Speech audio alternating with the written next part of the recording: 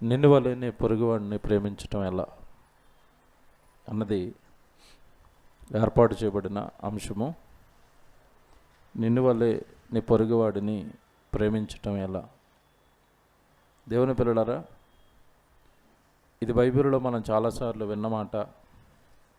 పొరుగువారిని ప్రేమించాలి అన్నది యేసుక్రీస్తుల వారు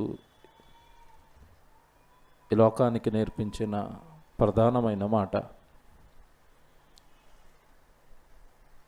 ప్రభుని ఈరోజు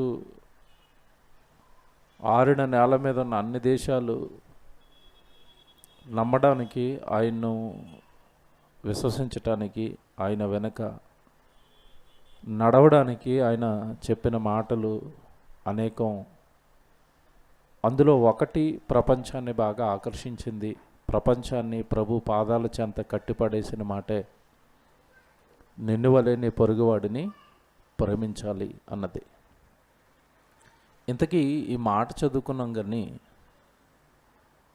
మాట చదువుకున్నాం చాలాసార్లు. ప్రేమించమన్నాడు ప్రభు, ప్రేమించటం ఎలా అన్నది ఈరోజు నేర్చుకుంటున్నాం. ప్రభు మాటలు వినటమే కాదు, చదవటమే కాదు, అవి ఎలా జరిగించాలో కూడా తెలియాలి. అవి ఎలా జరిగించాలి అన్నప్పుడు ఆయన అనుకున్నట్టుగా జరిగించాలి, ఆయన చెప్పినట్టుగా జరిగించాలి. దేవుడు మాట వేరండి, మనుషుల ఆలోచనలు వేరు. దేవుడి జ్ఞానం వేరు, మనుషుల జ్ఞానం వేరు. దేవుడి తలంపులు వేరు, మనుషుల తలంపులు వేరు. ఇవన్నీ మీకు ఇప్పుడు ఎందుకు చెప్పానంటే, మనుషులు ప్రేమించే విధానం వేరు, దేవుడు ప్రేమించే విధానం వేరు. దేవుడు ప్రేమించమని చెప్పిన మాట ఒకటి, ప్రేమించమన్నాడు కదా అని ఆ మాటను తీసుకుని మనుషులు చేస్తున్నది మరొకటి. అంటే దేవుడి ఉద్దేశాలు సరిగా అర్థం కాని వారుగా మిగిలిపోయారు. ఏమండి, ఇది టైటిల్ వేసినప్పుడు చాలామంది ఇదేంటి నిన్ను వలె నీ పొరుగువాడిని ప్రేమించడం ఎలా, మాకు తెలీదా? తెలుసా? పొరుగువాడిని ప్రేమించడం ఎలాగో తెలుసా? దానికంటే ముందోటి అడుగుతున్నాను, అసలు పొరుగువాడు అంటే ఎవడో తెలుసా? దాన్ని ముక్కలు చేస్తున్నాను ఇప్పుడు. నిన్ను వలె నీ పొరుగువాడిని ప్రేమించటం ఎలా? ఇందులో మొదటిది అర్థమైపోయింది. ఒకవేళ ప్రేమిస్తే ఎలా ప్రేమించాలని చెప్పేశాడు? నిన్ను వలె అంటే అర్థం ఏంటి? అవతలి వాడిని కూడా నిన్ను నువ్వు ఎలా ప్రేమించుకుంటావో అలా ప్రేమించమని. అంతేనా? నిన్ను వలె, నిన్ను వలె నువ్వు నిన్ను ఎంత ప్రేమించుకుంటున్నావో సేమ్ ఆ కొలత తగ్గకుండా నిన్ను వలె నీ పొరుగువాడిని నువ్వేం చేయాలి? ప్రేమించాలి. దేవుడు ఆలోచనలు వేరు, దేవుడి ప్రణాళికలు వేరు, ప్రతి మాట వెనుక దేవుడి ఉద్దేశాలు వేరు. ఎప్పుడు కూడా వాక్యం చదువుతున్నప్పుడు అర్థమైనట్టుగానే ఉంటుంది. ఒకే వచనం మీద గంట ప్రసంగం చేస్తే ఏంటి ఈ వాక్యం వెనకాల ఎంత ఉందా అనిపిస్తుంది. దేవుడు పాత నిబంధనలో ఉన్న ఇశ్రాయేలీయుల కాలం నాటి నుండి కూడా ఈ కాన్సెప్ట్ అనేది వాళ్ళకి నేర్పించుకుంటూ వస్తున్నాడండి. ప్రేమించాలి, ప్రేమించాలి, ప్రేమించాలి అన్నది పాత నిబంధనలో ఉన్న ఇశ్రాయేలీయుల కాలం నాటి నుండి కూడా దేవుడు చెబుతూనే వస్తున్నాడు. పాత నిబంధనలో ఒకనాడు వాళ్ళకి చెప్తున్న ఒక మాట మీకు చూపిస్తాను. లేవికాండం 19వ అధ్యాయము. ఒకసారి దయచేసి అందరూ పాత నిబంధనలో ఇశ్రాయేలుతో చెప్తున్న మాట మీరు చూడండి. లేవికాండం 19వ అధ్యాయము ఏమండి 17వ వచనం ఒకసారి చూడండి. లేవికాండం 19వ అధ్యాయం 17వ వచనం చదువుతున్నారు. నీ హృదయములో నీ సహోదరుని మీద పగపట్టకూడదు అన్నాడు. అంటే నీ సహోదరుడు, నీవలే ఇప్పుడు క్రీస్తును నమ్మినవాడు, బాప్తిసం తీసుకున్నవాడు, వాడు నీకు సహోదరుడు కనుక వాడి మీద నువ్వేం చేయకూడదంట? పగ. క్రైస్తవుడి మదిలో అసలు పగ అనేది ఉండకూడదు. నీ సహోదరుని మీద నువ్వు పగబట్టకూడదు. నీ పొరుగువాని పాపము నీ మీదకి రాకుండానట్లు నువ్వు తప్పక వాడిని గద్దించాలి. ఏదైనా తప్పు చేస్తున్నప్పుడు, నీ సహోదరుడు ఏదైనా తప్పు చేస్తున్నప్పుడు పాపం రాని వాడిని ఖచ్చితంగా నువ్వు వాడిని గద్దించాలి. పాపం విషయంలో మాత్రమే నీకు ఆ రైట్ ఉంది, నీకు ఆ హక్కు ఉంది. మిగతా వాళ్ళ పర్సనల్ విషయాలలో నీకు హక్కు లేదు. పాపం విషయంలో సహోదరుడు పాపం చేస్తున్నప్పుడు గద్దించి హక్కు ఇచ్చాడు దేవుడు. తప్పు మనం చేయకూడదు, మనం దేవుని బిడ్డలం, పరిశుద్ధంగా ఉండాలి, పవిత్రంగా ఉండాలి అని నీ సహోదరుడికి చెప్పు అన్నాడు. ఇక్కడ మీరు జాగ్రత్తగా వినాలి ఈ కాన్సెప్ట్. ఏ సహోదరుడు మరొక సహోదరుడి విషయంలో తప్పుదాలు చేయకూడదు, పోగొట్టుకోకూడదు, అందరూ కలిసి ఉండాలి, అందరూ ఆప్యాయతతో ఉండాలి అన్నది ప్రారంభం నుంచి కన్న తండ్రి కళ. అందుకే నీ హృదయంలో నీ సహోదరుడి మీద ఏముండదు అంటున్నాడు? పగ పెట్టుకున్నారనుకోండి, పగ పెట్టుకుని ఇద్దరు కలిసి ఉంటారా? పగ పెట్టుకున్న వాళ్ళు ఎలా ఉంటారో చెప్తాను మీకు. ఎవరి మీద అయినా హృదయంలో పగ ఉందనుకోండి, అలా చర్చిలోకి రాగానే మొహాలన్నీ స్కాన్ చేసి మావాడు ఎక్కడున్నాడు, ఆ చైర్లో ఉన్నాడు కనుక ఇటు పక్కన అది, అంతేగా, ఆ పక్కన కూర్చోరు. అంటే లోపల ఏముంది? ఎక్కడో ఉంది చిన్నది, ఇంకంతే. పక్కన కూర్చుంటే మా వాళ్ళకి తట్టుకోలేను కనుక ఇటు పక్క కూర్చుంటాను. అవదండి ఇది దేవుడి దగ్గర. వాడు నిన్ను కొడతన్నా, తిడతన్నా, హింసిస్తున్నా వాళ్ళ కోసం ఏం చేయమన్నాడు? ప్రార్థన చేసే, నువ్వు వెళ్ళి కలిసిపోని ఆయన అన్నాడు. అంతే. ఎవరు పాపాలు వాళ్ళవి, ఎవరు ఆలోచనలు వాళ్ళవి, ఎవరు దురుద్దేశాలు వాళ్ళవి, నువ్వు మాత్రం నాలా ఉండు అన్నాడు. అంతేనా? దేవుడు ఉపదేశం. నాలా ఉండు అంటే అర్థం ఏంటి? ఆయన చెడ్డ వాళ్ళని ప్రేమిస్తాడు, మంచి వాళ్ళని ప్రేమిస్తాడు. అదే మనసుకు నువ్వు వచ్చేయాలి, అదే స్థితికి నువ్వు వచ్చేయాలి. నాకు అందరూ కావాలండి, అందరూ దేవుడి పిల్లలే కదా. ఆ స్థితికి నువ్వు రావాలి. నీ హృదయంలో ఎదుటి సహోదరుడి మీద ఏముండకూడదు? పగ ఉండకూడదు. సహోదరుడు కనుక దేవుడికి భిన్నంగా ఏదైనా పాపం చేస్తే గద్దించు, తప్పు చేస్తున్నావని. తప్పులేదు, దిద్దుకున్నాడు అనుకోండి, దేవుడి మార్గంలో, సన్మార్గంలో ఉంటాడు. ఎందుకు ఇదంతా చేయమంటున్నాడు అంటే ఇప్పుడు చెప్తాడు అసలు విషయం. జాగ్రత్త చదవండి. తర్వాత వచ్చిన 18.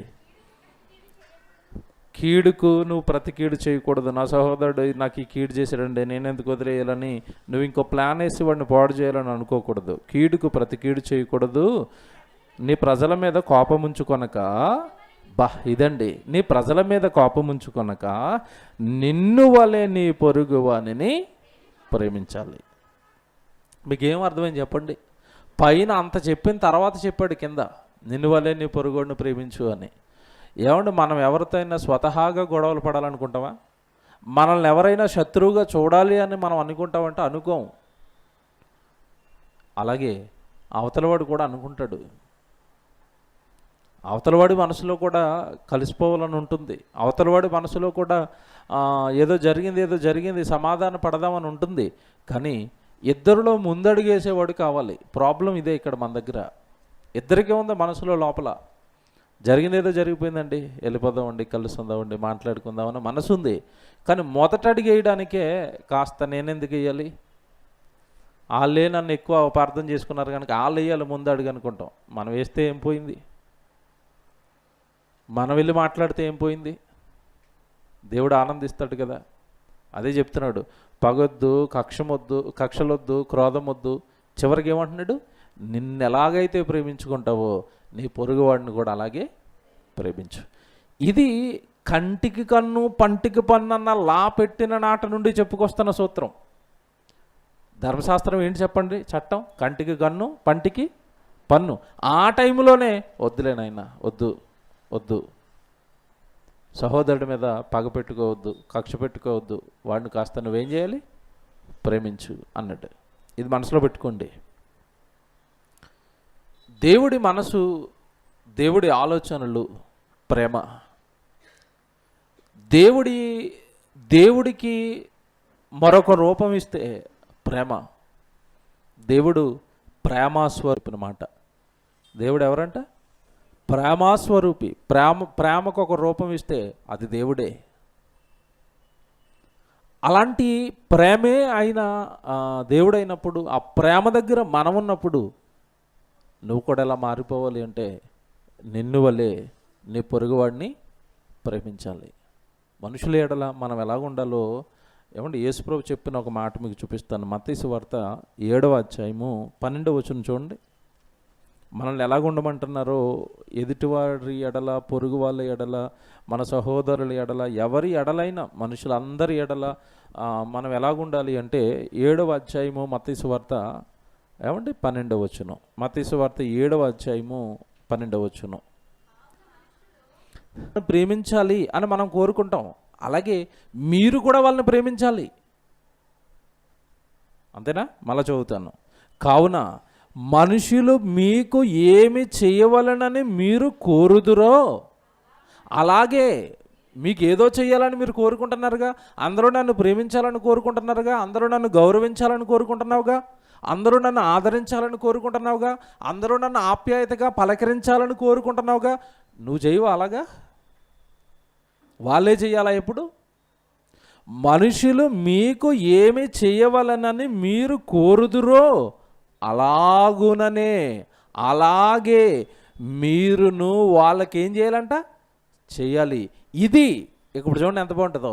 ఇది ధర్మశాస్త్రమును ప్రవక్తల ఉపదేశమునై ఉన్నది. బైబిల్ అంతా ఇదే చెప్తుందంట.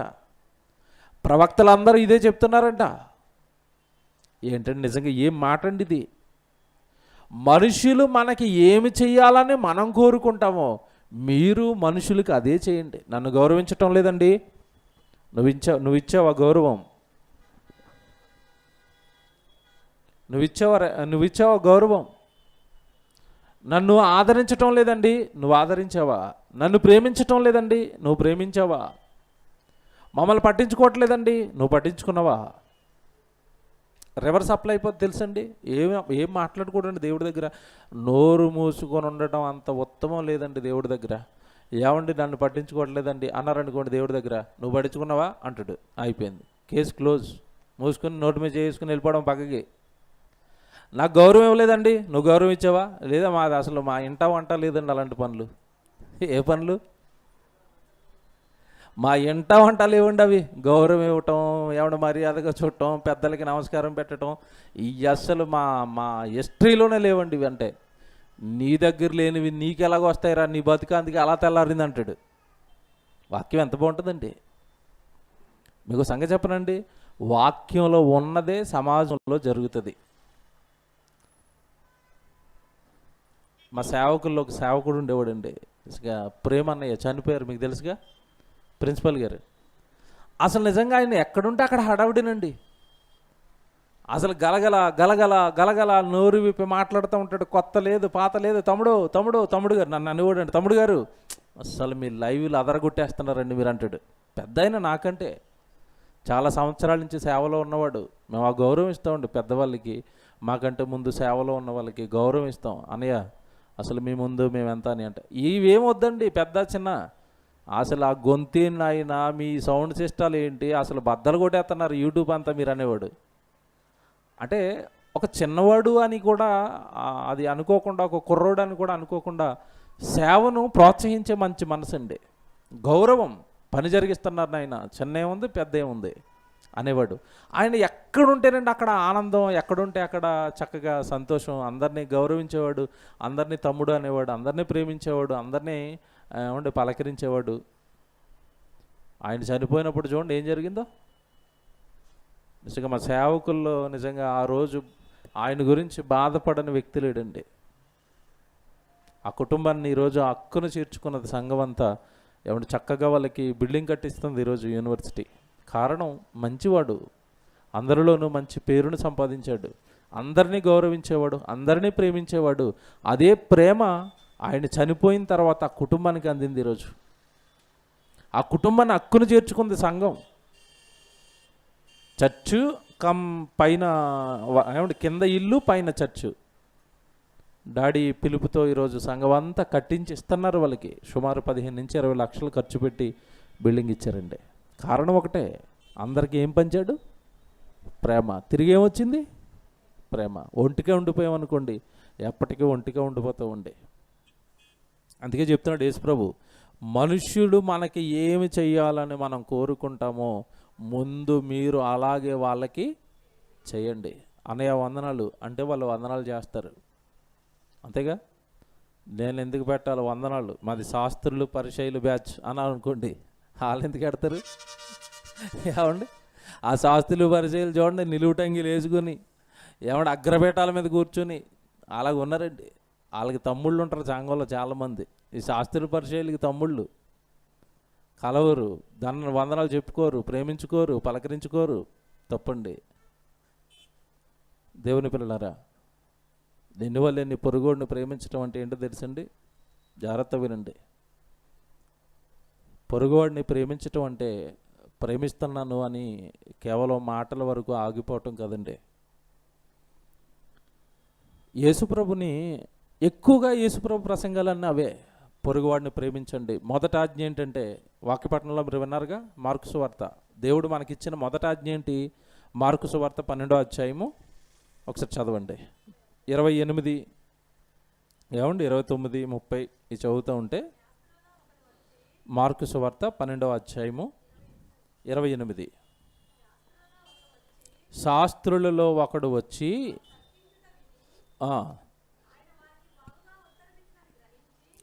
వారికి బాగుగా ఉత్తరం ఇచ్చానని గ్రహించి, చూసారా, ఆజ్ఞలన్నిటిలో దేవుడు మనకు ఆజ్ఞలు ఇచ్చాడు కదా, భూమి మీద ఇలా జీవించమని అనేక మాటలు దేవుడు మనతో చెప్పాడు కదా, ధర్మశాస్త్రం ఇచ్చాడు కదా, బైబిల్ ఇచ్చాడు కదా. దేవుడిచ్చిన ఈ ఆజ్ఞలలో, దేవుడిచ్చిన ఈ బైబిల్లో, దేవుడిచ్చిన ఈ ధర్మశాస్త్రంలో ఏంటంట? ప్రధానమైనది, ముఖ్యమైనది. అప్పుడప్పుడు చూడండి, పిల్లలు పరీక్షలు వస్తున్నాయంటే ఇంపార్టెంట్ ప్రశ్నలు చెప్పండి అని అంటారు. అంటే అయ్యే చదువుతారు వీళ్ళు, మిగతా చదవరు. అంటే ఇంపార్టెంట్లీ చదివితే అవి చదివేసి మంచి మార్కులు కొట్టేద్దామని, మిగతా అన్ని చదవడానికి బతకం. అలాంటి వాళ్ళు వీళ్ళు. శాస్త్రీయ పరిచయాలు ఎప్పుడు ఇంతేనండి వీళ్ళు.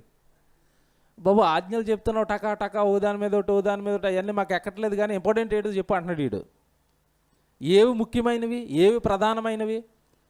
పిల్లలు పరీక్షలు రాసిన వాళ్ళకి తెలుస్తాయండి. పాఠాల్లో ప్రశ్నకి ఐఎంపి అని పెట్టుకుంటారు అక్కడ. అంటే అర్థం ఏంటి? ఇంపార్టెంట్. పక్కనే విఐఎంపి అని ఉంటుంది. తర్వాత ఇంకో దానికి వివివిఐఎంపి అని ఉంటుంది. అది ఖచ్చితంగా వస్తుంది అనమాట.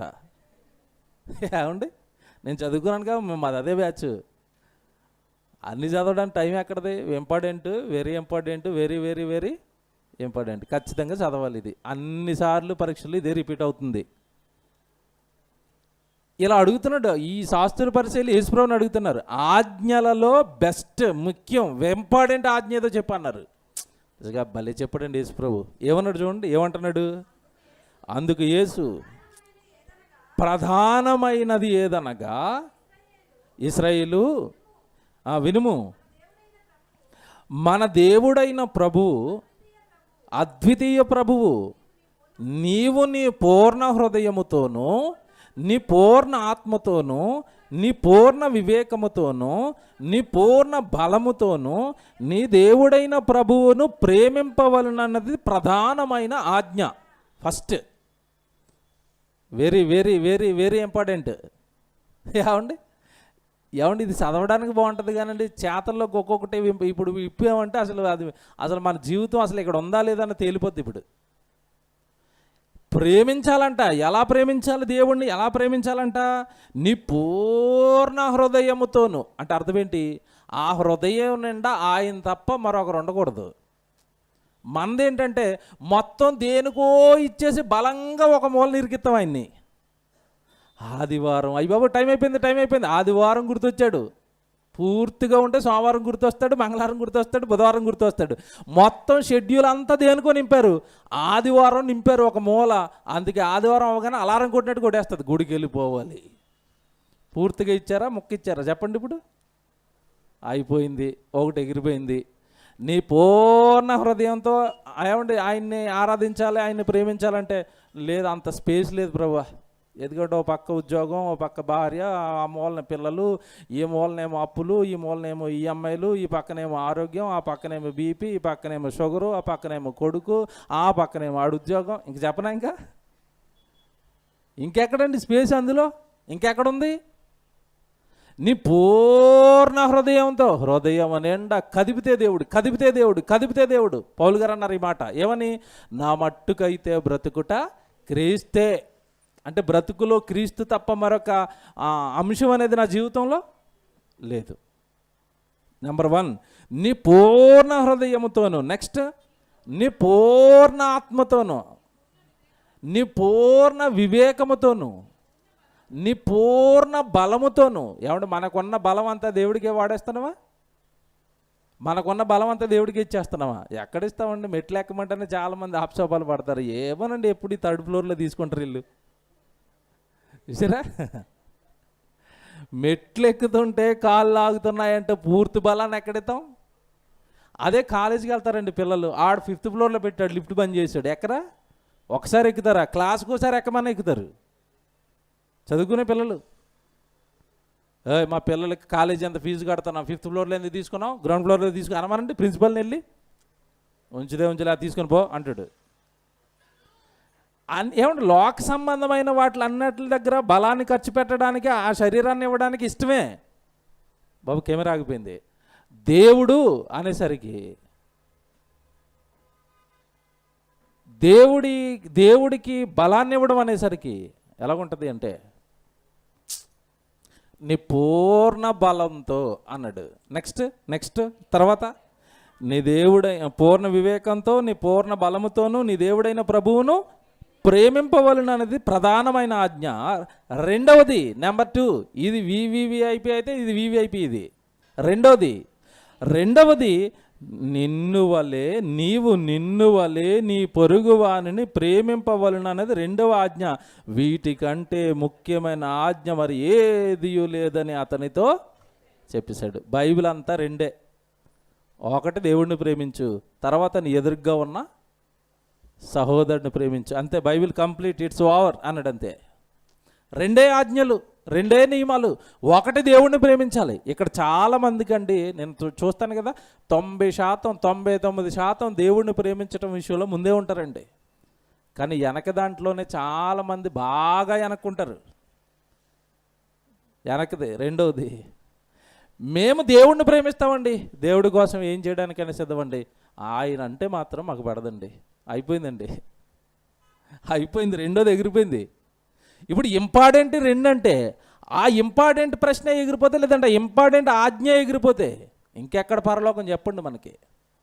అందుకని నేను అంటాను అందరితోని, ఎవరితోనూ మనకి ఏమొద్దునైనా, ఉన్నంతకాలం పని చేసుకుంటూ పోదాం, ఉన్నంతకాలం ఎవరికైనా పడినా పలకరించుకుంటూ పోదాం, ఉన్నంతకాలం దేవుడు పని అడుగుదాం, ఉన్నంతకాలం సాధ్యమైనంత మట్టుకు మనుషులు అందరితో మీరు ఎలాగ ఉండమన్నాడు? సమాధానంగా ఉండమన్నాడు. సాధ్యమైనంత మట్టుకు ట్రై చేద్దాం. ఎవరితోనూ ఏ గొడవ వద్దు, ఎవరితోనూ ఏ వివాదాలు వద్దు. సాధ్యమైనంత మట్టుకు అన్నాడు. ఎందుకంటే మనుషులు ఉన్న చోట వివాదాలు వస్తాయని దేవుడికి తెలుసండి. సాధ్యమైనంత మట్టుకు మనుషులందరితో మీరు ఎలాగ ఉండాలి? సమాధానంగా ఉండండి. పొరుగు వాళ్ళను ప్రేమించండి, సహోదరుడిని ప్రేమించండి. మీరు దేవుడిని ప్రేమిస్తే సరిపోదు, అది మొదట ఆజ్ఞ అయితే, ఎదురుగ్గా ఉన్న సహోదరుడిని ప్రేమించాలన్నది రెండవ ఆజ్ఞ. ఇది ఇక్కడ వరకునండి కాస్త మీకు తెలిసిందే. ఇప్పటి వరకు నేను చెప్పిన సబ్జెక్ట్ అంతా కాస్త మీకు అటు ఇటుగా మరి పాత ప్రసంగాల్లోనో ఎక్కడో మీరు విన్నదే. ఇప్పుడు చెప్తాను అసలుదే. పొరుగువాడిని ప్రేమించటం అంటే ఏంటి? ఇది పత్రికల్లో పౌలు గారు కూడా చెప్తారు. అది కూడా ఒక్కసారి మీకు చూపించేసి ముందుకెళ్తాను. 13వ అధ్యాయం రోమపత్రిక, రోమిలికి రాసిన పత్రికల్లో కూడా పౌలు గారు సంఘానికి ఇదే చెప్తున్నాడు. మనం ప్రేమించాలి, మన సహోదరులను మనం ప్రేమించుకోవాలి, వాళ్ళ హక్కును చేర్చుకోవాలి అని పౌలు గారు కూడా రోమపత్రిక 13వ అధ్యాయము 8వ వచనం, రోమపత్రిక 13వ అధ్యాయము 8వ వచనం, ఒకరిని ఒకడు ప్రేమించడ విషయంలో తప్ప మరి ఏమియు ఎవనికిని అచ్చి ఉండవద్దు. చూసారా, ఎవరి దగ్గర ఏం తీసుకోవద్దు, అచ్చి ఉండొద్దు. కానీ ఒకరిని ఒకరు ప్రేమించడం విషయంలో తప్ప అన్నాడు. అంటే ఖచ్చితంగా నా పక్కనున్న వాడిని నేనేం చేయాలి? ప్రేమించాలి. ఒకరిని ఒకడు ప్రేమించుట విషయంలో తప్ప మరి ఏ విషయంలోనూ ఎవనికి నువ్వు అచ్చి ఉండవద్దు. పొరుగువానిని ప్రేమించువాడే ధర్మశాస్త్రమును నెరవేర్చినవాడు చెప్పేశాడండి. అయిపోయిందండి, ఇంకా అయిపోయింది. ఎవడైతే పొరుగువాడిని ప్రేమిస్తాడో వాడే ధర్మశాస్త్రాన్ని నెరవేర్చినవాడు. ఎలాగో ఎక్స్ప్లెనేషన్ ఇస్తున్నాడు ఇప్పుడు కింద. ఇది టైం అయిపోద్ది, ఇటు వెళ్తే మళ్ళీ. పొరుగువానిని ప్రేమించటమే ధర్మశాస్త్రాన్ని నెరవేర్చటం అన్నది ఎలాగో వివరణిస్తాడు ఇప్పుడు కింద. పొరుగువాడిని నేను ప్రేమిస్తున్నాను అనుకోండి, పొరుగువాడిది ఏ వస్తువైనా దొంగతనం చేస్తానా? చేయను. పొరుగువాడిని ప్రేమిస్తున్నాడు అనుకోండి, వాడి భార్యని నేను ఆశిస్తానా? ఆశించను. అంటే నువ్వు దొంగతనం చేయకూడదన్నా, వ్యభిచారం చేయకూడదన్నా, పాపం చేయకూడదన్నా, అవతలి వాడి మీద నీకు ప్రేమ ఉంటే నువ్వు ఏ పాపము వాడి ఎడల నువ్వు చెయ్యవు చెప్పేశాడండి. సీక్రెట్ చెప్పేశాడండి. కనుక పాపాలు ఆగాలి అంటే, నేరాలు ఆగాలి అంటే, ఘోరాలు ఆగాలి అంటే ఒకరికి ఒకరి మధ్యలో వాళ్ళకు ఉండాల్సింది ఏంటంట? ప్రేమ. ఉన్నాయండి ఈరోజు. ఎక్కడో ఉన్న పొరుగువాడిని ప్రేమించమంటున్నారు. ఈరోజు భార్య భర్తల మధ్యలో లేదండి ప్రేమ. తల్లిదండ్రుల మధ్యలో లేదు ప్రేమ. తల్లిదండ్రులకి పిల్లలకి మధ్యలో లేదు ప్రేమ. ఈ ప్రేమలే కరువైన ఈ ప్రపంచంలో. దేవుడు ఎంత ఉన్నతమైన ప్రేమ కోరుకుంటున్నాడు చెప్తానండి ఈరోజు. నిజంగా ఆశ్చర్యం వేస్తుందండి. కుటుంబంలోనే సరిగా ప్రేమలు లేవు. భర్తను ప్రేమించని భార్యలు, భార్యను పట్టించుకొని ఏమంటే భర్తలు, పిల్లల్ని పట్టించుకొని తల్లిదండ్రుల మాట వినక వాళ్ళ మీద తిరగబడే పిల్లలు. సమాజం ఏం బాగుంది చెప్పండి? ఏ బంధాలు బాగున్నాయి ఈరోజు? ఎవ్వరి మధ్యలోనూ ప్రేమలు లేవండి. అందరి మధ్యలోనికి స్వార్థాలు, అందరి మధ్యలోనికి ఏమంటే వాళ్ళ యొక్క సొంత కోరికలు నెరవేర్చుకునే బంధాలే తప్పండి. ఎక్కడున్నాయి? ఈ సినిమా హీరోలు చూడండి, పెళ్లి చేసుకుంటారు, 6 నెలలు కాపురాలే, 5 సంవత్సరాల కాపురాలే. అసలు ప్రపంచంలో ఏ వార్త లేనట్టు టీవీ ఛానళ్ళకి అవే వార్తలు. ఈ మధ్యకాలంలో నాగార్జున గారు అబ్బాయి అండి, నాగ చైతన్య, ఇంకొక ఆవిడ హీరోయిన్ అండి సమంత, వాళ్ళిద్దరు విడాకులు తీసి ఏ ఛానల్ మార్చండి వాళ్ళిద్దరే. మరి మాకు ఎందుకు వాళ్ళిద్దరు ఇడిపోతే మాకెందుకు, వాళ్ళు పెళ్లి చేసుకుంటే మాకెందుకు, వాళ్ళ పిల్లలకంటే మాకెందుకు అది? ఓసారి చూపించావు అయిపోలేదు. రోజుకి విడాకులు కోర్టులో ఎన్ని అవుతాయండి? వాళ్ళందరినీ ఏమన్నాడు వార్త వేయరు. ఎందుకు? వాళ్ళు ఎవడు చూస్తాడు, వీళ్ళు అయితే చూస్తారు. కోర్టుకి వెళ్తే రోజుకి ఎంతమంది తీసుకోవట్లేదండి విడాకులు? విడిపోయారు. కారణాలు ఏంటి? అసలు భూతద్దం పెట్టి మరి వాళ్ళని ఎతికేస్తున్నారండి. ఆవిడెవరితో అయినా తిరుగుతుందా, లేదంటే పిల్లల్ని వద్దనుకుందా, మధ్యలో అమలగారిని తీసుకొచ్చేసి అమలేమన్నా విడగొట్టేసిందా, నాగార్జున ఏమన్నా వాళ్ళకి లేనివన్నీ వీళ్ళు పెట్టేస్తారండి. నిజంగా మీడియాని పెద్ద ఆయన అన్నాడండి ఒకసారి డాడీ గారు, నారద మహాములు అన్నాడు వీళ్ళు. అంటే గొడవలు ఎక్కడికక్కడ. ఆ పెద్ద నాగార్జున కుటుంబానికి ఎర్తెట్టారు వీళ్ళ విడాకులతోనండి వార్తల్లో. వాళ్ళిద్దరిని విడగొట్టే ప్లాన్ వేశారు. ఏంటిది సమాజంలో వార్తలు ఏంటి అంటే? ఎవ్వరి మధ్యలోనూ కూడా ఏమి లేదు. ఏమండి ఎందుకు విడిపోయారు? వాళ్ళు ప్రేమించి వివాహం చేసుకున్నారండి. ఎందుకు విడిపోయారు అంటే ఒకప్పుడు ఉన్న ప్రేమ ఇప్పుడు వాళ్ళ మధ్యలో లేదు. మనం కూడా చూడండి, సంఘానికి వచ్చినప్పుడు, కొత్త సహోదరులు వచ్చినప్పుడు వచ్చిన స్టార్టింగ్లో ఎంత ప్రేమగా ఉంటారండి. కొద్ది కాలానికంటే అలా పాత అయ్యేసరికి మొదటిలో ఉన్న ప్రేమలు పోతాయి. అలా కొద్ది కాలం జర్నీ చేసేసరికి దూరాలు పెరుగుతాయి. ఆ దూరాలు కాస్త ఇంకా దూరాలు అవుతాయి. మొదటి ప్రేమ ఏమైపోయింది? దేవుడండి అది కూడా అడిగాడండి. రోజు చెప్తానండి ఆ పాఠం. మొదట ప్రేమ నాకు కావాలంటున్నాడండి బైబిల్లో దేవుడు. మొదట నువ్వు నాకు చూపించావు కదా ప్రేమ, ఆ ప్రేమ నాకు కావాలంటున్నాడు. ఫస్ట్ లవ్ ఎలాగుంటుందండి? దేవుడిది మనకు అర్థం కాదు, కానీ మందైతే మనకు అర్థమవుతుంది. వివాహం కాక మునుపు, మ్యారేజ్ ఫిక్స్ అయిపోయిన తర్వాత ఇక 4 రోజుల్లో పెళ్ళి అనగా ఆవిడ ఫోను ఈయన ఫోన్ ఎలాగుంటుంది చెప్పండి? ఎప్పుడు ఫోన్ చేయండి ఎంగేజే. ఏమండి అస్సలు ఖాళీ ఉండదండి. తింటే ఫోన్, కూర్చుంటే ఫోన్, పడుకుంటే ఫోన్, లేస్తే ఫోన్. ఏంటది వాళ్ళిద్దరి మధ్యలో? ప్రేమ. పెళ్ళైన తర్వాత ఉంటుంది ఎప్పటి వరకు? మహా అయితే ఒకటి పుట్టేంత వరకు అంతే. ఇక సన్నగా వెళ్తుందండి. ఇక అప్పటి వరకు ఏమండి అన్నది, ఏం చెప్పు అంటది ఆవిడ. ఏమండి మొదట ఎంత స్వీట్గా పలకరించిందండి. ఏమండి పోయింది. ఏం చెప్పు? బైబిల్లో కూడా దేవుడు అదే అడిగాడు తెలుసండి. సంఘంతో మాట్లాడుతున్నాడండి. ప్రకటన గ్రంథంలో చివరిలో ఆసియాలో 7 సంఘాలు ఉన్నాయి కదా, ఆ సంఘంలో ఒక సంఘంతో అంటున్నాడు, నువ్వు నాకు మొదట చూపించావు కదా ప్రేమ, ఆ ప్రేమ కావాలి నాకు అన్నాడు. సాధ్యపడుతుందండి అది? సాధ్యపడుతుందండి. ఎందుకు అవ్వదు? మొదట్లో మీరు దేవుడి పైన మీరు చూపించిన ఇష్టాన్ని జ్ఞాపకం చేసుకోనండి. బాప్తిసం తీసుకున్న కొత్తలో మీరంటే దేవుడి కోసం ఎంత పిచ్చెక్కిపోయారో అది జ్ఞాపకం చేసుకోనండి. ఎక్కడ సభలండి, ఎక్కడ నారాయణపేటలో సభలన్నా, ఎక్కడ దిల్సుఖ్ నగర్ సభలన్నా, ఎక్కడ కొత్తపేటలో సభలన్నా పరుగులు కదండి అప్పుడు. ఇప్పుడా యూట్యూబ్లో కనపడతాడుగా అన్న. అంటే అప్పుడున్న ప్రేమ ఇప్పుడు ఏమైపోయింది? చప్పగా అయిపోయింది. వద్దండి, అది కావాలని కోరుకుంటున్నాడు. అదే ప్రేమ, అదే దేవుడి పైన నువ్వు చూపించిన ఆ మొదటి ప్రేమే మీ ఇద్దరి మధ్యలో ఎల్లకాలం ఉండాలని కోరుకుంటున్నాడండి. దేవుడు మనసు ఏంటో చెప్తానండి. నాకు సంఘం పెట్టిన తర్వాత అర్థమైందండి ఇది. సంఘానికి వస్తున్న సహోదరులు అందరూ ఆనందంగా ఉన్నప్పుడు ఆనందంగా ఉంటుందండి. ఎవరి మధ్యలోనైనా చిన్న చిన్న విభేదాలు తలెత్తాయి, ఇద్దరు ఇలా అనుకుంటున్నారు అనగానే నిజంగా ఎక్కడ లేని నిరుత్సాహం అండి నాలో. వాళ్ళిద్దరు అలా ఉన్నారా, ఏదో తెలియని బాధ అండి, ఏదో తెలియని వేదన. వాళ్ళిద్దరు అలాగ ఉంటున్నారా? వాళ్ళిద్దరు నవ్వుతూ దేవుడు పని చేస్తే చూడాలని ఉంటుంది. వాళ్ళిద్దరు నవ్వుతూ ఒకే పక్కన కూర్చుంటే చూడాలని ఉంటుంది. వాళ్ళిద్దరూ చేసుకుని మాట్లాడుతూ సహోదరులు అన్నదమ్ములు నవ్వుతూ పలకరించుకుంటే చూడాలని ఉంటుందండి. మా మనసు చెప్తున్నానండి. ఎందుకంటే వాక్యం అర్థమైపోయిన తర్వాత అలా ఉంటే దేవుడు బాధపడతాడని మాకు అర్థమైన తర్వాత సంఘానికి వస్తూ ప్రతిరోజు చూస్తున్న సహోదరుడు అలాగ దూరం కూర్చుంటుంటే మాకే బాధగా ఉంటే తర్వాత అర్థమైందండి నాకే ఇలాగుంటే ఆయనకి ఎలాగుంటుంది. అందుకే అన్నాడు, నాయనా నిన్ను వలే నీ పొరుగుడిని ఏం చేయాలి? ప్రేమించు. నిన్ను ప్రేమించుకుంటున్నావుగా, నిన్ను నువ్వు ఇష్టపడుతున్నావుగా, నువ్వంటే నీకు చాలా ఇష్టం కదా. ఎవడు మనమంటే మనకి ఇష్టమా అయిష్టమా చెప్పండి? మనమంటే మనకి ఇష్టమా అయిష్టమా? మనకి ఏమంటే మీకు చెప్తాను, అర్థం అవడానికి చెప్తున్నాను. మనకేదో అనారోగ్యం చేసిందండి, హాస్పిటల్కి వెళ్ళాం. హాస్పిటల్కి వెళ్ళినప్పుడు మరి ఇది పెద్ద వైద్యం అండి, ఒక 20,000 30,000 ఖర్చు అవుతుందండి అన్నాడు. 20,000 30,000 అంటే చాలా ఎక్కువ అండి. అయినా పర్లేదండి చేయండి, ఆరోగ్యం కంటే ఏముంది అన్నాం. అంటే ఎందుకన్నారు చెప్పండి ఆ మాట? మనల్ని మనం ఏం చేస్తున్నాం? ప్రేమించుకుంటున్నాం. సేమ్ సిచ్యువేషన్ అవతలడికి వచ్చింది. 20,000 30,000 ఖర్చు వాడికి వచ్చింది, అనారోగ్యం వచ్చింది, వాడి కటిక పేదవాడు, వాడి దగ్గర లేవు. ఆ సిచ్యువేషన్లో నాకు వచ్చినప్పుడు నేను చేయించుకున్నానుగా, సహోదరుడికి వచ్చినప్పుడు నేను ఇవ్వగలిగే స్థితిలో ఉండి నేను ఇచ్చి బాగు చేయించాలి. ఇదే నిన్ను వలె నీ పొరుగువాడిని ప్రేమించటం. మీకు అర్థం కాడని చెప్పాను.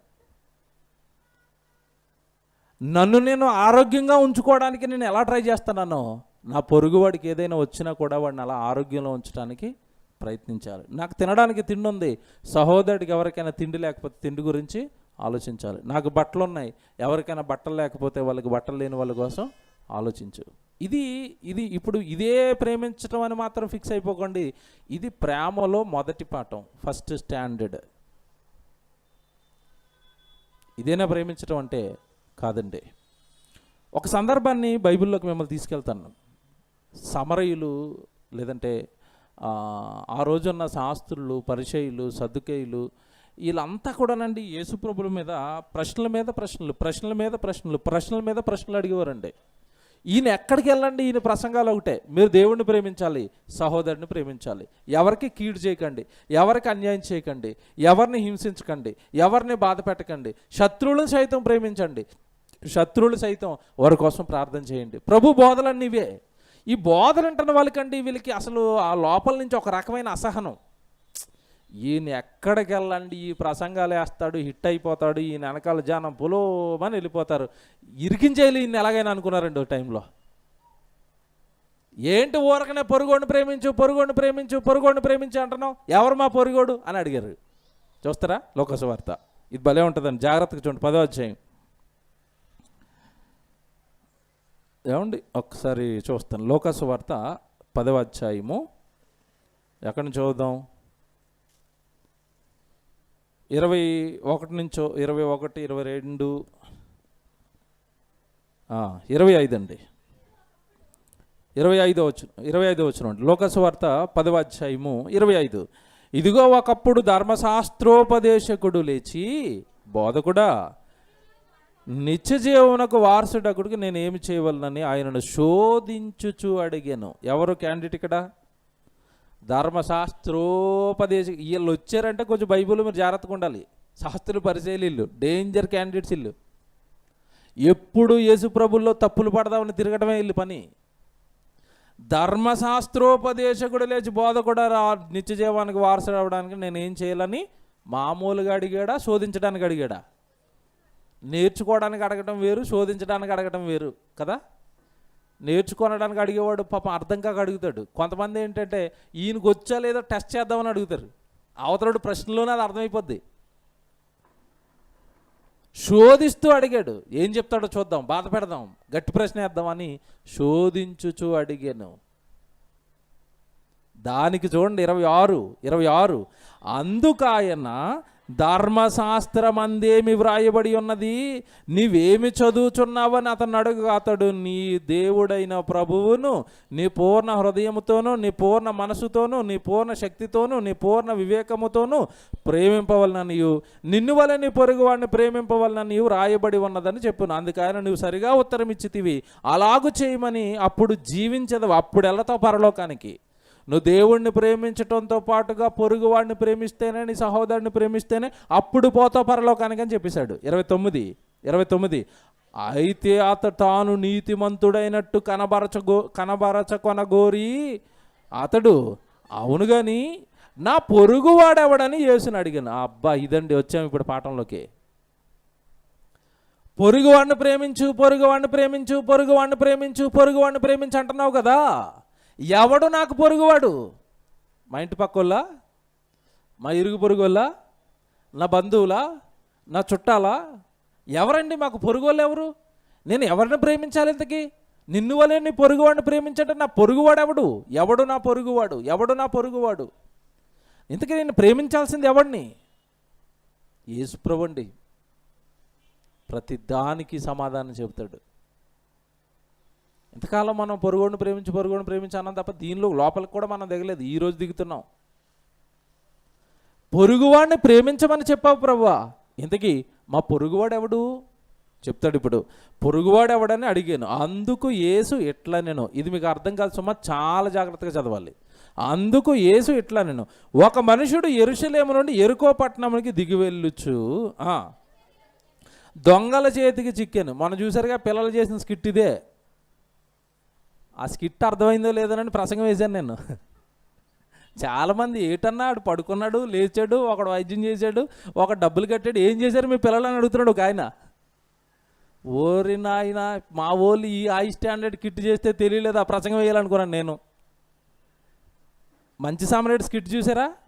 ఎంతమంది చూసారు చెప్పండి? సెమినార్ రోజు జరిగింది ఇదే సందర్భం. ఆ స్కిట్ నాకు తెలిసి మీలో చాలామంది కూడా తెలియదేమనిపిస్తుంది. పిల్లలు చేసిన స్కిట్ ఇదే. యేసు ప్రభు నా పొరుగువాడెవడు, నా పొరుగువాడెవడు, నా పొరుగువాడెవడు అన్నప్పుడు నీకు జరిగిన ఒక సంఘటన చెప్తాను, అప్పుడు నీ పొరుగువాడు ఎవడో నీకు అర్థమవుతుందని ఒక సంఘటన చెప్తున్నాడు ఇక్కడ. ఏం చెప్తున్నాడు? అందుకు యేసు ఇట్లా నేను, ఒక మనుషుడు యెరూషలేము నుండి యెరికో పట్టణంకి దిగి వెళ్ళుచు దొంగల చేతిలో చిక్కుకుపోయాడు.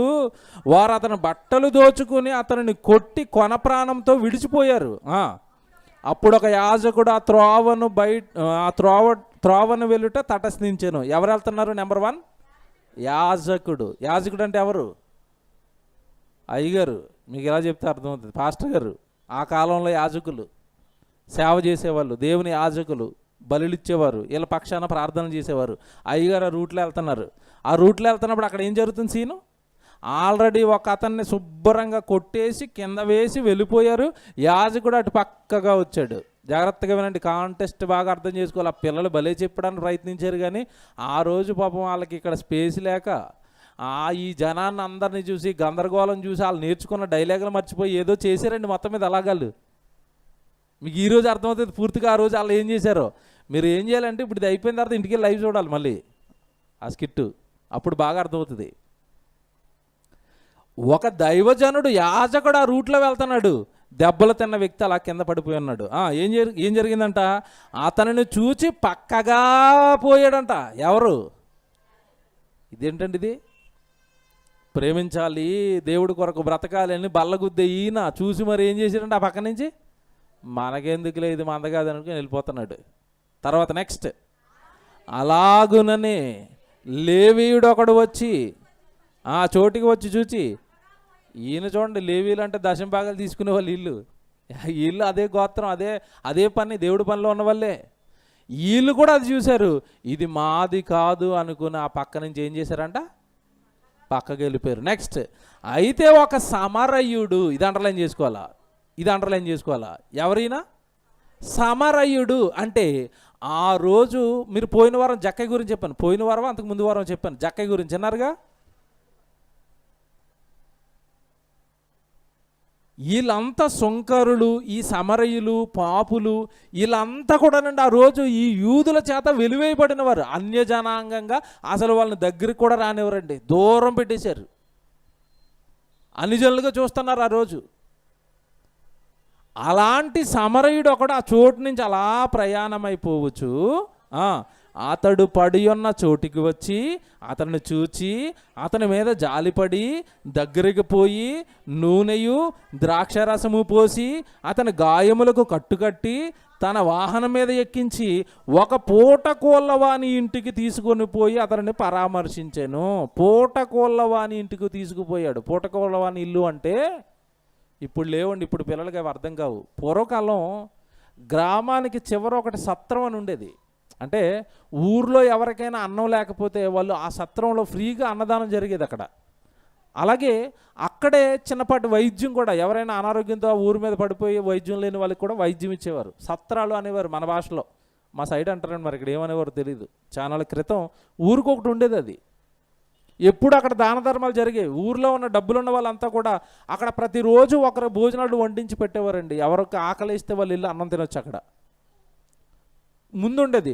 కొద్ది కాలానికి అది ఏమైపోయిందంటే ఫ్రీగా పెట్టడం ఒక తక్కువ రేటుతో చిన్న హోటల్ కింద మార్చారు. హోటల్ పుట్టడానికి అదే బేసు. ఒకప్పుడు ఎవరింట్లో వాళ్ళు తినేవారండి. తర్వాత నెమ్మదిగా సత్రాలు వచ్చాయి. సత్రాల్లో రోజు ఫ్రీగా వండి పెట్టడం ఇబ్బంది అయిపోయి కొద్ది కాలానికి భోజనానికి ఇంత అని ఫిక్స్ చేశారు. అలా నెమ్మదిగా అవే ఇప్పుడు మనం తింటున్న హోటల్స్. పూటకోళ్ళవాని ఇల్లు అంటే పూటకింత అని చెప్పి కాస్త డబ్బులు తీసుకొని అన్నం పెట్టేవారు. మొత్తం మీద ఈ పడిపోయి దెబ్బలు తిన్న వ్యక్తిని సమరయుడు ఎక్కడికి చేర్చాడు, ఆహారం పెట్టే వాళ్ళ ఇంటికి తీసుకెళ్ళి పరామర్శించాడు. అంటే అర్థం ఏంటంటే ఈ దెబ్బలకి కట్లు కట్టి ఇతనికి ఆహారం పెట్టి అక్కడ వైద్యం చేయించాడు. ఎవరైనా ఇంతకు వైద్యం చేయింతా? సమరయుడు. వెళ్ళిపోయిన అయ్యగారులు ఎవరు? యాజకుడు వెళ్ళిపోయాడు, లేవీయుడు వెళ్ళిపోయాడు, చివరికి వైద్యం చేయించింది ఎవరు? వీళ్ళకి దేవుడు లేడు, వీళ్ళకి దేవుడికి దూరంగా ఉన్నారు, దేవుడి గురించి ఏం తెలియదు అన్నవాడు పక్కవాడిని ఆదుకున్నాడు. ఇప్పుడు యేసుప్రభు దవ్వడ పేలిపోయే ప్రశ్న అడుగుతాడండి. ఒరే విన్నావా ఇదంతా అన్నాడు. విన్నాను. ఇప్పుడు చూడండి యేసుప్రభు ప్రశ్న ఏంటో. మరునాడు 2 దేనారములు తీసి, తర్వాత రోజు మళ్ళీ 2 దేనారములు తీసి ఆ పూటకోళ్ళవానికి ఇచ్చి ఇతను పరామర్శించము, నీకు ఏమైనా ఖర్చు చేసిన ఎడల నేను మరలా వచ్చి అది నీకు తీర్చేదనని అతనితో చెప్పిపోయాను. ఏమంటే దగ్గర ఎంత గొప్పవాడో చూడండి. ఉన్న జేబులో ఉన్న డబ్బులన్నీ కూడా నన్ను ఇచ్చేసాడండి. 2 దేనారాలు ఇచ్చేసి ఇతను వైద్యానికి ఖర్చు చేయండి, ఇతను తిండికి ఖర్చు చేయండి, ఇక నా దగ్గర డబ్బులు లేవు, ప్రయాణంలో ఉన్నానుగా నేను కూడా, ఒకవేళ నేను ఇచ్చిన వీటికంటే ఎక్కువగా ఏమైనా డబ్బులు ఖర్చు అయితే నేను మరలా తిరిగి వస్తాను, మరలా తిరిగి వచ్చి ఆ అయిన ఖర్చు కూడా నేను మీకు మరలా ఇచ్చేస్తాను. కొంచెం మీరు అతన్ని మాత్రం కాపాడండి, ఆ డబ్బులు ఖర్చు మాత్రం నాది, బాధ్యత నాది, అతడి ప్రాణం దక్కాలి. ఎవడు మనకి ఏమర్థమవుతుంది చెప్పండి? సమరయుడు పడిపోయిన వ్యక్తిని, ఆ దొంగల చేత చిక్కిన వ్యక్తిని ఏం చేస్తున్నాడు? ప్రేమిస్తున్నాడు. ప్రేమించటం అంటే పొరుగువాడు కష్టాలలో ఉన్నప్పుడు ఏం చేయటం? సహాయం చేయటం, ఆదుకోవటం, మన వల్ల అయిందంతా కూడా చేయటం అండి. అది జరిగించింది యాజకుడు చేయలేదు, అది అక్కడ ఉన్న లేవీయుడు చేయలేదు. ఎవరు చేశారో తెలుసా? సమరయుడు చేశాడు.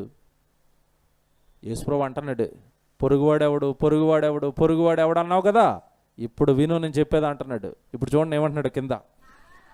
కాగా దొంగల చేతిలో చిక్కిన వానికి ఈ ముగ్గురులో ఎవడు పొరుగువాడని నీకు తోచుచున్నదని యేసుని అడగగా అతని మీద జాలి పడిన వాడే అనెను. ఇదేం అర్థమైంది చెప్పండి మీకు?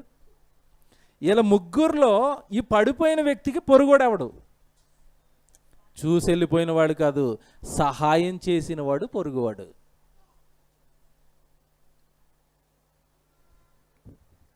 ఇప్పుడు చెప్పండి, పొరుగువాడిని ప్రేమించడం అంటే ఏంటో తెలుసా?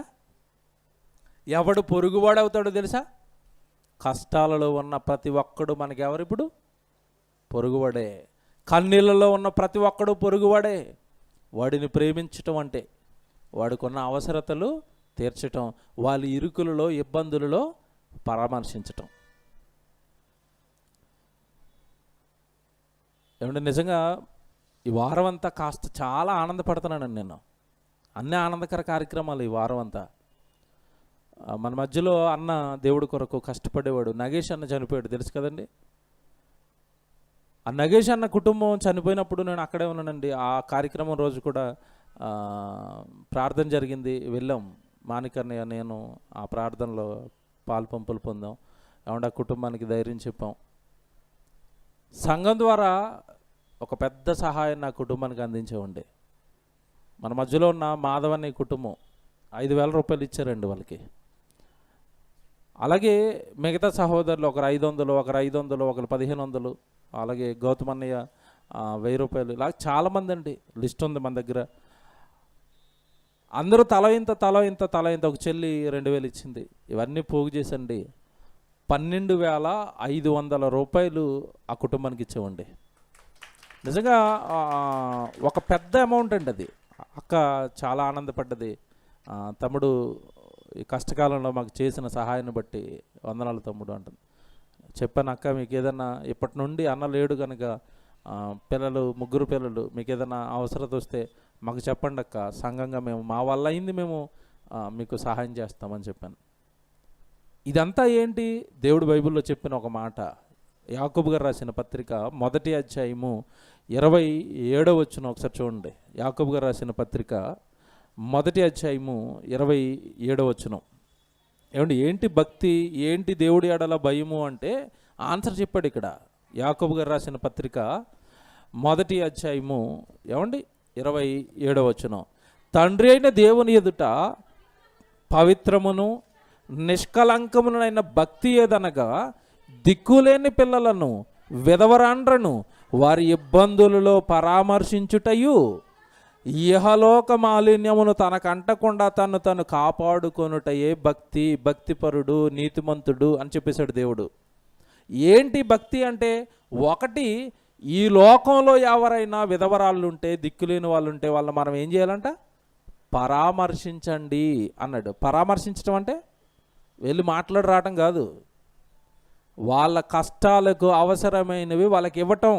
విధవరాళ్ళుగా మారిపోతే కుటుంబ యజమానిని పోగొట్టుకున్న కుటుంబం ఆర్థికంగా ఎన్ని కష్టాలు పడుతుంది, ఎన్ని శ్రమలు పడుతుంది. అందులో మన వంతు అయింది మనం చేసేవాడి ఆ రోజు. అలాగే అన్న వాళ్ళ ఫ్యామిలీ అండి, రాజు అన్న వాళ్ళ ఫ్యామిలీ, అక్క కూడా 1000 పంపించింది. రాజన్న వాళ్ళ భార్య అక్క కూడా 1000 పంపించింది. అవి కూడా పంపించేవండి. ఎందుకు ఇది చేసామంటే, ఇదిగో ఇది వాక్యం ఏమంటున్నాడు దేవుడు. అసలు దేవుని ఎదుట భక్తి ఏంటంటే దిక్కులేని పిల్లలను విధవరాళ్లను వారి ఇబ్బందులలో ఏం చేయాలంట? పరామర్శించండి వాళ్ళ ఇబ్బందులను చూడండి. నెక్స్ట్, ఒక పక్క సహోదరులు ఇలాంటి ఇబ్బందులు చూస్తేనే మరో పక్క రెండోది, భక్తిలో రెండో కోణం అది. నేను చెప్పాను తండ్రి అయిన దేవుని ఎదుట భక్తి ఏదైనా పాట మాట్లాడాను, అప్పుడు ఈ రెండో చెప్పాను. ఇహలోక మాలిన్యం మనకు అంటకుండా మనల్ని మనం కాపాడుకోవటమే భక్తి. ఒక పక్క పాపం చేయకూడదు, మరో పక్క సహాయాలు చేస్తూ ఉండాలి. ఇది భక్తి అన్నాడు దేవుడు. కనుక దేవుని పిల్లలరా, సమరయుడు ఎవరు? ఇప్పుడు ఇందులో నీకు అక్కడ దొంగల చేతిని దొంగల చేత చెక్కబడి నష్టపోయి ఏమంటే ఆ రోజు ఇరుకులలో ఇబ్బందుల్లో ఉన్న వాళ్లకు ఎవరు పొరుగువాడంటే యేసుప్రభువు ఏం చెప్పాడు? యాజకుడు కాదు, లేవీయుడు కాదు, అక్కడ హాస్పిటల్కి చేర్చి అతని వైద్యానికి తన డబ్బులు ఇచ్చిన మంచి సమరయుడు అతనికి ఏమవుతాడు? పొరుగువాడు ఎలాగయ్యాడు? ప్రేమించాడు గనుక, కష్టంలో ఆదుకున్నాడు గనుక. ఇది ఒక ఎత్తండి. ఇప్పటికే టైం అయిపోయింది, అసలు విషయం చెప్పాలి. ఇది మాత్రమే ప్రేమ కాదు. మళ్ళీ ఏమంటే ఏది ఎత్తుకున్నా బైబిల్ అలా తిరుగుతూ ఉంటే వివరంగా చెప్పాలని ఆశపడుతుంటే ఆ ముళ్ళు అలా వెళ్ళిపోతూనే ఉంటుందండి.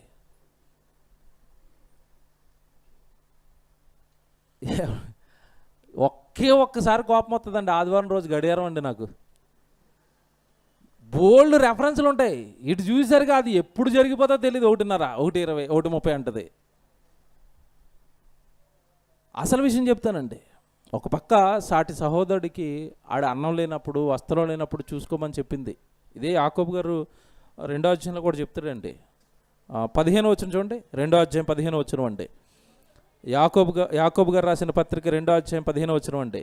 సహోదరుడును సహోదరి అయినను దిగంబరులై ఆనాటికి భోజనం లేక ఉన్నప్పుడు మీలో ఎవరికైనాను శరీరమునకు కావలసిన వాటిని ఇయ్యక సమాధానంగా వెళ్ళండి. నేను పెద్ద ప్రార్థన చేస్తాను, దీర్ఘ ప్రార్థన ఇంట్లో కూర్చుని. అంతేగా ఏమండి లేవు అనేసరికి ఈరోజు అందరు చెప్పే డైలాగులు ఏంటి? మేము ప్రార్థన చేస్తాం బ్రదర్, సాయం మాత్రం చెయ్యం బ్రదర్, అవి మా ఇంట వంట లేవు. అంతేగా సమాధానంగా వెళ్ళంటున్నారంట. లేవురా మహాప్రభు, అన్నం లేదు, తిండి లేదంటే నువ్వు ఏమంటే లేనోడికి సమాధానం ఏంటండి? చూడండి ఏమంటున్నాడు, నువ్వు సమాధానముగా వెళ్ళుడి. చలేస్తుంది అన్నారు కదా, మేము బట్టలు ఇవ్వగానే సలహా ఇస్తాం ఉచితంగా, మంట కాచుకోండి, చలి తగ్గిపోద్ది మీకు, ఉచిత సలహాలు. చలి కాచుకొనుడి, తృప్తి పొందుడని చెప్పిన ఎడల ఏమి ప్రయోజనము? ఏట్రా ప్రయోజనం? ఇలా ఉత్తుత్తు మాటల వల్ల ఏదైనా చెయ్యి, మాటలొద్దు, ఏదైనా చెయ్యి. ఇది చెప్పాడండి. ఇది ఫస్ట్ పార్ట్. ప్రేమలో ఫస్ట్ పార్ట్ అండి ఇది. ఇదే ప్రేమ, బట్టలు ఇవ్వటం, తిండి పెట్టడం, ఇదే ప్రేమ అంటే ఇది మళ్ళీ కంప్లీట్ ప్రేమ అనిపించుకోదు. మళ్ళీ ఇది పూర్తి ప్రేమ అనిపించుకోదు. నిన్ను వలె నీ పొరుగును ప్రేమించటంలో అసలు విషయం ఇప్పుడు చెప్తున్నాను. ఇవన్నీ చెయ్యాలి, చూసుకోవాలి సహోదరుడిని. ఇది మాత్రం ప్రేమ కాదు. మళ్ళీ ప్రేమంటే వాక్యాన్ని నేర్పించటం ప్రేమండి. మళ్ళీ చెప్తున్నాను, ఇదేంటండి తిప్పి మళ్ళీ ఎక్కడికే పట్టుకొచ్చారనిపిస్తుంది మీకు. వాక్యం చూపిస్తాను, నేను ఒట్టిగా ఎందుకు చెప్తాను? వాక్యాన్ని వాక్యాన్ని ఇవ్వటమే, వాక్యాన్ని చెప్పటమే, వాక్యాన్ని పంచటమే అసలైన ప్రేమ. నిజంగానండి, ఆ ప్రేమలో వచ్చే తృప్తి అండి ఇక మళ్ళీ దేంట్లోని రాదు. అన్నం పెట్టామండి, ఎన్ని రోజులు ఆనందపడతారు చెప్పండి? మంచి చికెన్ బిర్యానీ పెట్టారండి, అన్న అదరగొట్టేశాడు ఈరోజు పార్టీ. చికెన్ బిర్యానీ తినేశాడు. అన్న కొంచెం థమ్సప్, ఏమండి బిర్యానీ తిన్నాక థమ్సప్ వేసారు. అమ్మ హ్యాపీ, ఈరోజు మంచి ఫుడ్ పెట్టారన్న. ఏమంటే రేపుడు ఉంటుంది అది, తెల్లారేసరికి మళ్ళీ టిఫిన్ అంటుంది ఇది. అంటే నువ్వు పెట్టిన ఆహారం ఆ పూట మాత్రమే అతన్ని ఏం చేసింది? సంతోషపెట్టింది, ఆనంద పెట్టింది. నువ్వు ఒక యాపిల్ ఇచ్చావు ఆ పూట మాత్రమే, లేదా జత బట్టలు ఇచ్చావు, ఒక 6 నెలలు సంవత్సరం మాత్రమే అది ప్రేమ, నీ ప్రేమ అక్కడ పనిచేసింది, అతను సంతోషపెట్టింది. కానీ వీటన్నిటితో పాటు వాక్యం ఇచ్చావు. వాక్యం ఎంతకాలం సంతోషపెడుతుంది? వాక్యం ఎంతకాలం ఆనందాన్ని ఇస్తుంది?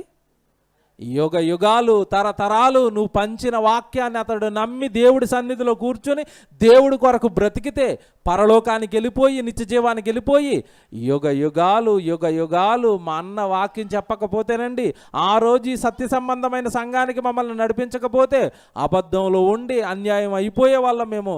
నిజంగా దేవుడు దయవల్ల ఆ సంఘానికి వెళ్ళాం, సత్యవాక్యాన్ని నేర్చుకున్నాం, దేవుడి సేవలో ఉన్నాం, దేవుడి పనిలో మేము పాలిభాగస్థలం అయ్యాము.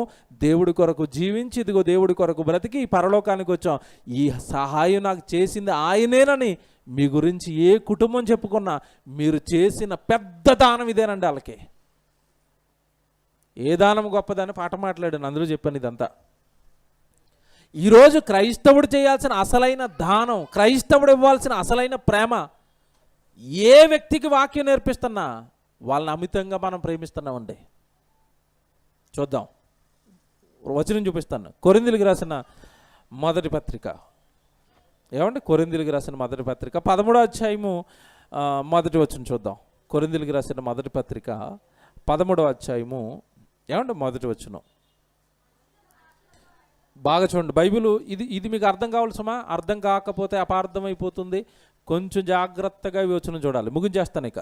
కొరింథీయులకు రాసిన మొదటి పత్రిక 13వ అధ్యాయము ఏమండి మొదటి వచనం, మనుషుల భాషలతోనూ దేవదూతల భాషలతోనూ నేను మాట్లాడినను ప్రేమ లేనివాడైతే మ్రోగెడు కంచును గనగనలాడు తాళమునయుందును. ప్రవచన వరాలు ఉన్నాయి, భాషలు చెప్పేస్తాను, ఏమంటే దేవదూతల భాషలతో నేను మాట్లాడేస్తాను, అయినా ప్రేమ లేనివాడనైతే నేను ఏమైపోతానంటున్నాడు? మ్రోగెడు కంచును గనగనలాడు తాళమునయుందును.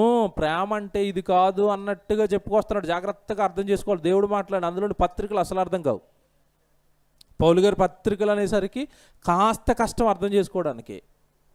నెక్స్ట్ 2వ వచనం, ప్రవచించు కృపావరము కలిగి ఉన్నను, మర్మములన్నీయు జ్ఞానమంతయు ఎరిగిన వాడనైనను, కొండలను పెకలింపగల పరిపూర్ణమ విశ్వాసము గలవాడనైనను, ప్రేమ లేనివాడైతే నేను వ్యర్థుడను. అయిపోయింది చూసారా?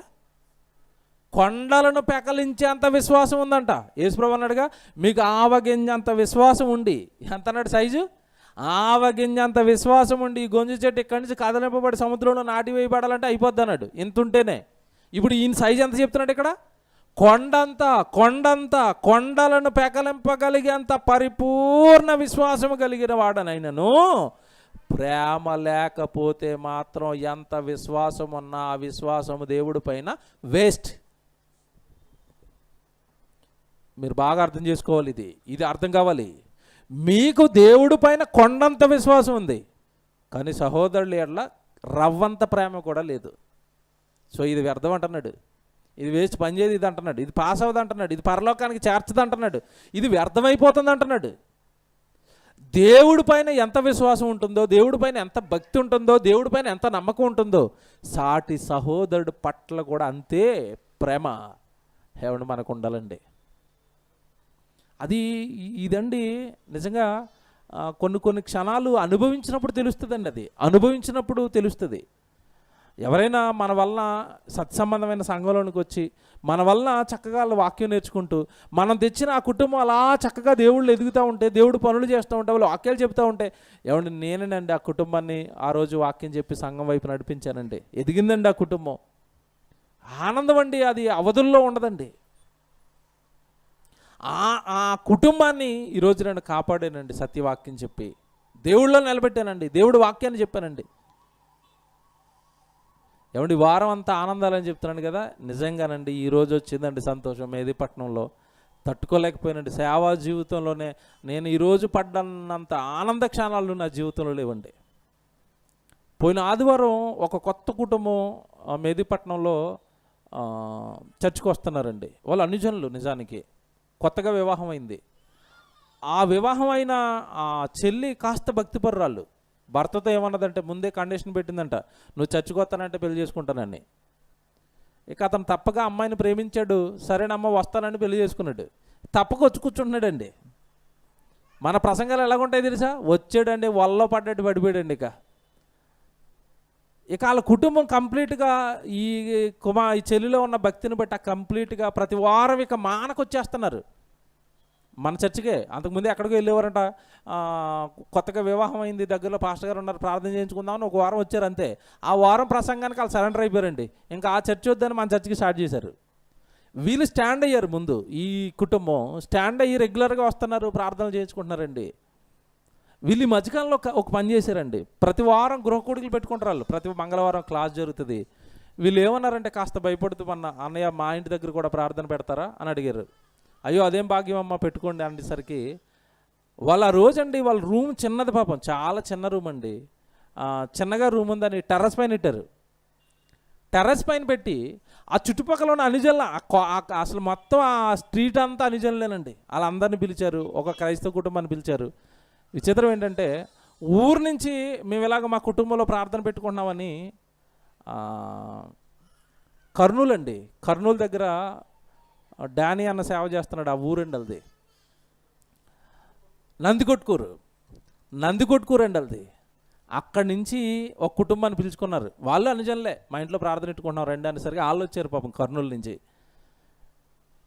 వాళ్ళు మంగళవారం రోజు కూర్చున్నారండి. అసలు నేను ఒక మంచి డెప్త్ క్రైస్తవ్యం గురించి ఒక పాఠం చెప్దాను వెళ్ళిన మొత్తం అక్కడ అనుజనులే. ఇది అవధి ఇదని మార్చేసాను అక్కడ వెంటనే మనిజన్మ ఎందుకని చెప్పారండి. ఎపిసిపత్రిక 1:4 అసలు వాళ్ళ మొహాలు చూసానికి బైబిల్ ఎప్పబుద్ధి అవ్వలేదు. 1.5 గంట సేపు అండి ఒకటే వచనం చెప్పానండి. 1.5 గంట ఒకటే వచనం. ఇక వాళ్ళు మంత్రముగ్ధులైపోయారు. ఇటు దేవుడు మనిషి కోసం ఇన్ని కలలు కన్నాడా, మా కోసం జగత్తును కట్టాడా, మేము పుడతామని కోట్ల సంవత్సరాల నుంచి ఎదురు చూసాడా, మేము తాగుబోతులమా, మేము తిరుగుబోతులమా, అయ్యో దేవుడు గురించి ఎప్పుడు మేము ఇలాంటి మాటలు లేదని. నిజంగా ఆ కుటుంబం అండి ఈరోజు ఆదివారం ప్రార్థన అవుతుందని వాళ్ళు కర్నూలు వెళ్ళకుండా ఈ రోజు వరకు ఉన్నారు. వాళ్ళు నిజంగా పట్టలేని ఆనందం అండి ఈరోజు. నాకు వాళ్ళు ఇచ్చిన సాక్ష్యం ఏంటంటే, ఈరోజు మళ్ళీ సమయం గురించి చెప్పాను. కాలం చాలా విలువైంది, దేవుడిచ్చింది, పోగొట్టుకోకండి. గెహజీ గారు పనికిరాని పనులు చేసి శాపం తెచ్చుకున్నాడు, కుష్టి తెచ్చుకున్నాడు, అలాంటివి మీరు ఏం చేయకండి, లోకంలో సమయం చాలా విలువైందని ఆ పాఠం చెప్పగానే నిజంగా మా దగ్గరికి వచ్చారండి. అందరూ చుట్టూ చాలామంది ఉన్నారండి. ఈరోజు మెహదీపట్నంలో మేము చాలా ఆనందపడిపోయామండి. ఈరోజు ఏమన్నారంటే వాళ్ళందరూ, అన్నయ్య మాది నందికొట్కూరు గ్రామం, మా గ్రామం వాళ్ళు ఏదో పక్కన ఏదో ఊరు చెప్పారండి, 350 గడప ఒకే ఊరు, అసలు మా ఊరిలో చర్చి లేదు. ఈ 350 కుటుంబాలు ఒక్కరు కూడా దేవుడిని నమ్మలేదు. అసలు మీ ఒక్క ప్రసంగానికే చర్చికి రావాలనిపించింది అన్న. 1 గంట ప్రసంగం వింటే మాకు చాలా ఆనందంగా ఉంది. దేవుడు అంటే ఇంత గొప్పోడని ఎక్కడ మేము ఇలాంటి మాటలు వినలేదు. త్వరలో మా ఊర్లో మీటింగ్ పెట్టిస్తాం మీతో అన్నారు. నిజంగానండి వచ్చిందండి ఆనందం, దేవా స్తోత్రం. అసలు ఒక అన్యజనులు అంతలాగా దేవుడు వాక్యాన్ని ప్రేమించటం మేము ఎప్పుడు వినలేదన్నా. మా కోసం ప్రార్థన చేయండి, మీ మాటలు వినాలి. ఎలాగంటే వెంటనే మన వాళ్ళు యూట్యూబ్ ఛానల్ అవన్నీ సబ్స్క్రైబ్ చేశారు. ఆ ఫోన్లో ఎప్పుడు ప్రసంగాలు వస్తూ ఉంటాయి, అన్నయ్య వినండి అంటే చాలన్నా, మేము త్వరలోనే మిమ్మల్ని మరలా ఫోన్ చేస్తాం, మా ఊరికి రండి. మా 350 గడప ఎవ్వరూ చర్చికి వెళ్ళమన్నా. మొదటిసారి మేము చర్చిలోకి అడుగుపెట్టాం. ఆ ఊరు నుంచి మొట్టమొదటి చర్చిలోకి అడుగుపెట్టింది మేమే అన్నారు వాళ్ళు. నాకు అసలు మాట రాలేదండి నోట్లోంచి. వాళ్ళు టిఫిన్ పెట్టారు కానీ తినబుద్ధి అవ్వట్లేదు, కడుపు నిండిపోయింది. దేవుడు వాక్యం అండి, నిజంగా ఆ వాక్యానికి ఉన్న శక్తి అండి. ఆ వాక్యాన్ని హృదయపూర్వకంగా స్వీకరిస్తుంటే వచ్చే మార్పు అండి అది. ఇదండి నిజంగా పొరుగోడిని ప్రేమించడం అంటే, నిజంగా దేవుడిని ప్రేమించడం అంటే ఇదేనండి. వాక్యాన్ని చెప్పటం. దేవుడు అంటే నాకు బోల్డ్ అంత విశ్వాసం ఉందండి, ఏ పని చేయనండి అంటే వ్యర్థం అండి అది. ఇలా పని పెట్టుకోవాలి, మనం పని పెట్టుకోవాలి. మన ఊర్లో ఎంతమందిని మార్చుకున్నాం, మన గ్రామంలో ఎంతమందిని మార్చుకున్నాం, మన చుట్టుపక్కల ఉన్న వాళ్ళని ఎంతమందిని మార్చుకున్నాం. ఇదండి లవ్ అంటే, ఇదండి ప్రేమించటం అంటే. మీ కుటుంబంలో మీ బంధువుల్లో ఎంతమంది అని అలా నాశనాన్ని జారిపోవట్లేదు. ఆ చెల్లి ఆనందపడుతుందండి నిజంగా. అన్న నేను అసలు వీళ్ళు వాక్యం వినడానికి టెర్రస్ మీదకి వస్తారో లేదో కూడా నాకు భయపడ్డానన్న. ఏదో బలవంతంగా కూర్చోబెట్టాను అలాగా. అసలు ఒక ప్రసంగానికి మారిపోయారన్న. చాలా వందనాలు అన్న మీకు అంటుంది. త్వరలో మా చెల్లెళ్ళని కూడా ఇక్కడికి రప్పిస్తానన్న, ఒకసారి మీ వాక్యం వినిపించాలంటుంది. ఆడ జరుగుతున్న మార్పు కండి ఆనందం అండి, పట్టలేని ఆనందం అండి ఈరోజు. దేవుని పిల్లరా, ప్రేమించటం అంటే పక్కోడు మారడానికి వాక్యం పంచటమే, వాడిని పరిపూర్ణంగా మనం ప్రేమించటం. నిజంగా ఈ కుటుంబం అండి అలా రక్షణలోకి వచ్చి దేవుడు నమ్మి దేవుడి కొరకు బ్రతికింది అనుకోండి, ఆ కుటుంబం ఎక్కడికి వెళ్తా చెప్పండి? పరలోకానికి. ప్రేమ అంటే శాశ్వత కాలం ఉండేది అని చెప్తాడు. ఇప్పుడు చూడండి, ముగించేస్తాను. ఇక ప్రేమ అంటే ఇదేనండి, వాక్యం చెప్పటం, వాక్యం పంచటం. 3వ వచనం అండి, 3వ వచనం జాగ్రత్తగా చూడండి. పేదల పోషణ కొరకు నా ఆస్తి అంతయు ఇచ్చినను, పేదల పోషణ కొరకు నా ఆస్తి అంతయు ఇచ్చినను. ఈరోజు క్రైస్తవ్యాన్ని కూడా ఇదే అర్థమైంది. పళ్ళు ఇస్తే చాలు, బియ్యం ఇస్తే చాలు, అన్నాలు పెడితే చాలు, బట్టలు ఇస్తే చాలు, రగ్గులు కప్పితే చాలు. కాదండి, ఇది మాత్రం సరిపోదు. పేదల పోషణ కొరకు నా ఆస్తి అంతయు ఇచ్చినను, కాల్చబడుటకు నా శరీరమును అప్పగించినను, ప్రేమ లేని వాడనైతే. ఇదే ప్రేమ అనుకుని మోసపోతున్నారు మీరు. బట్టలు ఇవ్వటం, పళ్ళు ఇవ్వటం, రగ్గులు కప్పటం కాదు. పేదల పోషణ కొరకు నా ఆస్తి అంతా ఇచ్చేసిన ప్రేమ కాదన్నాడు. మనం అంతా ఇస్తామా? మిగిలిన దాంట్లో కోస్తా రవ్వలాగేస్తామా? లక్షలు కోట్లు ఉంటే జస్ట్ 10,000 ఖర్చు పెడతాం, 5,000 ఖర్చు పెడతాం. ఇది ప్రేమ? నో. మొత్తం టోటల్గా నీ ఆస్తి అంతా కూడా పేదలకు ఇచ్చేసిన అది ప్రేమ కాదు. మరి ఏంటి ప్రేమ? ప్రేమ అనేది శాశ్వత కాలం ఉండేది. నువ్వు వాడి శాశ్వత కాలం వాడిని బ్రతికించడానికి నువ్వు సభలో పెట్టి వాక్యం చెప్పిస్తావు చూడు, అది ప్రేమ అంటే. సువార్త కొరకు నీ ధనాన్ని నువ్వు ఖర్చు చేస్తున్నావు చూడు, అది ప్రేమ అంటే. అందుకే మనం ఎక్కడ ఏ అనాథాశ్రమానికి వెళ్ళి భోజనాలు పెట్టినా అక్కడ ఏం చెప్తాం చెప్పండి? భోజనాలు పెట్టేస్తాం, పిల్లలకు శుభ్రంగా గట్టిగా తినబెట్టి పడుకోబెట్టండి అని చెప్పం మనం. మేము వాక్యం చెప్పాలంటే కండిషన్ ఏంటి? ప్రొజెక్టర్ వేసి పాటలు వేసి గంట వాక్యం చెప్తాం, తర్వాత భోజనాలు పెడతాం. ఎందుకు? మనకు తెలిసిదిలా. భోజనంతో పాటు పెట్టాల్సింది ఏంటి? వాక్యం.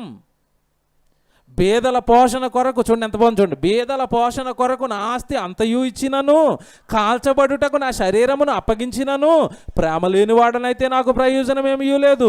ప్రేమ దీర్ఘకాలము సహించును. ప్రేమ దీర్ఘకాలం ఉండేది, పరలోకంలో కూడా నిలిచిపోయేది ప్రేమ. ప్రేమ అంటే 60-70 సంవత్సరాలు ఈ చిన్ని జీవితానికి కావలసినవి ఇచ్చేసి అయిపోయింది ప్రేమ అనుకుంటే కాదండి, అది కంప్లీట్ లవ్ కాదు. ఆ శరీరానికి అవసరమైనవి చూస్తూనే లోపల శరీరం 60-70 సంవత్సరాల తర్వాత మట్టిలో కలిసిపోతుంది, ఆత్మ బ్రతుకుతుంది కలకాలం. ఆత్మకు అవసరమైంది ఏంటో చెప్పండి? ఆత్మను బ్రతికించేది ఏది? ఆత్మను రక్షించేది ఏది? ఆత్మలను రక్షించుటకు శక్తి కలిగిన వాక్యం. శరీరానికి ఇస్తున్నా నువ్వు, ఆత్మకి ఏమిచ్చావు? శరీరానికి దానాలు చేస్తాను నువ్వు, ఆత్మ కొరకు ఏం చేసావు?